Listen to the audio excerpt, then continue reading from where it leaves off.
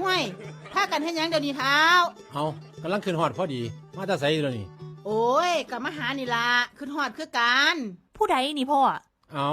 เรียกแม่สิลูกเรียกแม่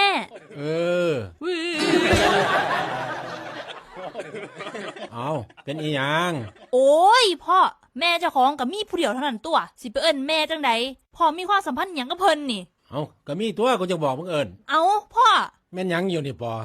แม่ปอมีผู้เดียวคนที่ให้กำเนิดคนที่เลี้ยงดูปอมาแม่ยิ่งคนนี้ปอบ่ยอมรับปอบ่เอิ้นแม่เด็ดขาดคันบ่เอิ้นแม่มึงสิให้กูเฮ็ดจังได๋ซั่นก็เขามาหาแม่มึงเนาะบ่สนเวือ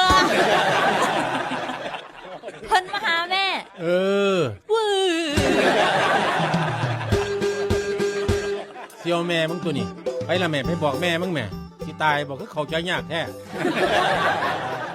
กูสิไปมีผู้ใดอีกเดี๋ยวนี้แต่มึงกับแม่มึงกูก็ปวดหัวเพราะตายแล้วห่วยที่นี่แม่